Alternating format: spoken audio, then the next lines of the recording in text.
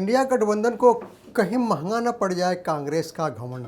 अखिलेश के लोगों ने जिस तरह से उत्तर प्रदेश की सड़कों पर उन्हें भावी प्रधानमंत्री के तौर पर प्रस्तुत किया है, उसके संकेत साफ हैं।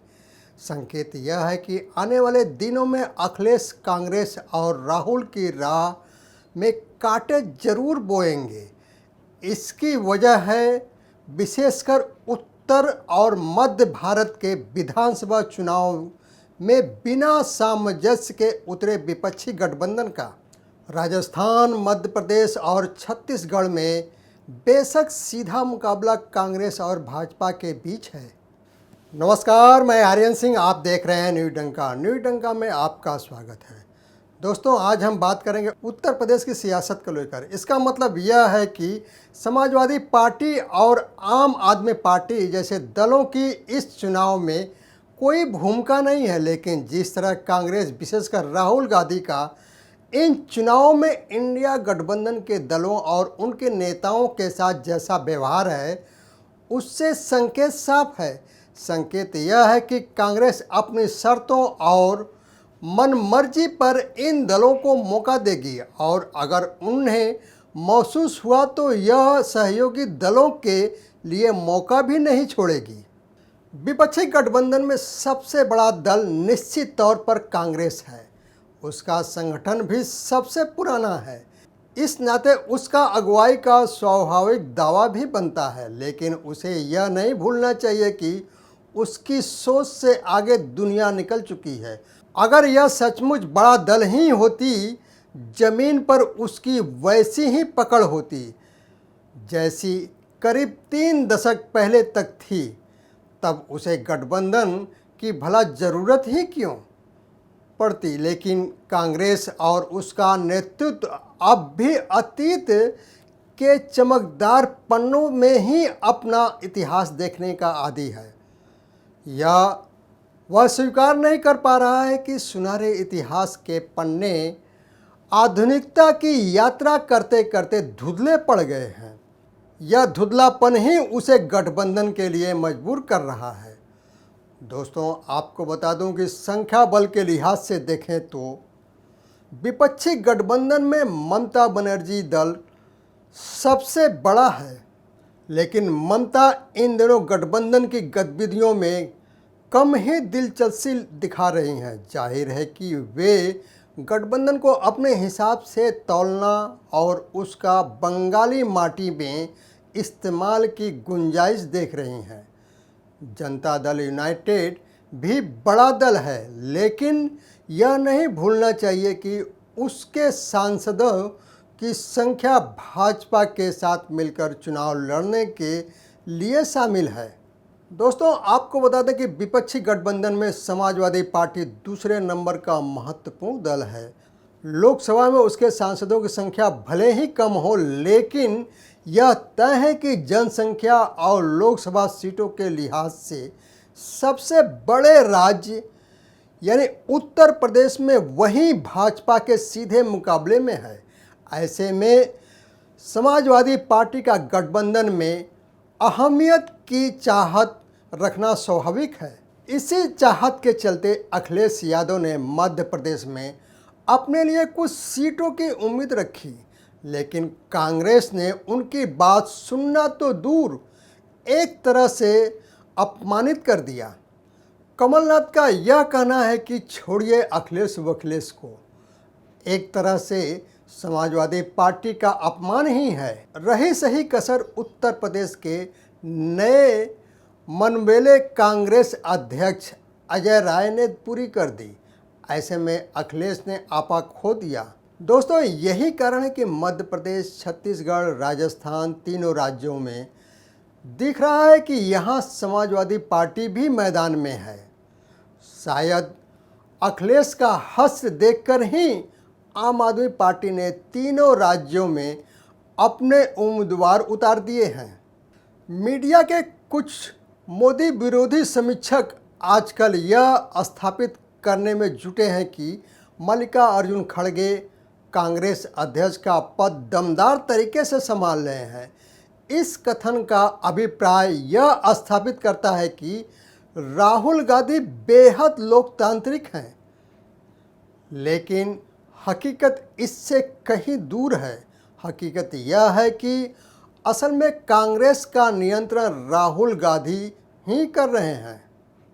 ऐसे में यह मानने में हर्ज नहीं होना चाहिए कि चाहे नीतीश कुमार का किनारे रखना हो या फिर अखिलेश का कांग्रेस हमला हो या फिर आम आदमी पार्टी की उपेक्षा ही हो, सबके पीछे उनकी ही सोच है। दोस्तों, आपको बता दें कि इन दिनों राहुल गांधी जाति जनगणना की बात खूब कर रहे हैं। कुछ साल पहले एक वामपंथी पत्रकार समूह ने मीडिया समूहों की जाति जनगणना कराई थी। तब से लेकर वह समूह बार बार यह स्थापित करने की कोशिश करता है कि मीडिया घरानों में दलित, अन्य पिछड़ा वर्ग आदि का उचित प्रतिनिधित्व नहीं है। आजकल राहुल गांधी इसे अपनी रिसर्च बता रहे हैं और राष्ट्रीय स्तर पर जाति जनगणना की वकालत कर रहे हैं। उनके नेता राज्यों में दावा कर रहे हैं कि जैसे ही उनकी सरकार बनी वह जाति जनगणना कराएगी। राजस्थान में तो ऐन चुनावों के बीच ऐसा ऐलान अशोक गहलोत ने कर दिया, जिसे चुनाव आयोग ने रोक दिया। जाति जनगणना की मांग हो या लागू करना हो, पिछड़े वर्गों को फायदा पहुंचाने की बजाय उसका असल मकसद राजनीतिक फायदा उठाना ज़्यादा है। वहीं दूसरी ओर राहुल गांधी भी निश्चित तौर पर इसी वजह से बार बार इस मसले को उठा रहे हैं। अगर जाति जनगणना का मुद्दा विकास की दौड़ में पीछे रह गई, जातियों को फायदा पहुंचाना होता और अन्य पिछड़ा वर्ग की राजनीति को सह देना होता, तो कांग्रेस कम से कम अखिलेश से ऐसा व्यवहार नहीं करती। बेशक अखिलेश और उनका परिवार क्रीमी लेयर तबके से आता हो, लेकिन सच यह भी है कि वे भी उसी अन्य पिछड़े वर्ग के हैं। बेहतर तो होता कि कांग्रेस अखिलेश के साथ पिछड़े वर्ग के नेता की ही तरह व्यवहार करते, लेकिन ऐसा नहीं हो रहा है। दोस्तों, आपको बता दें कि कांग्रेस को कुछ राज्यों मसलन हिमाचल प्रदेश और कर्नाटक जैसे राज्यों में जीत के बाद लगता है कि अब उसके लिए बयार बह रही है, लेकिन उसे यह नहीं भूलना चाहिए कि कर्नाटक, हिमाचल प्रदेश, मध्य प्रदेश और राजस्थान में उसे जीत पहले भी मिली, लेकिन लोकसभा चुनाव में भाजपा की लहर चली।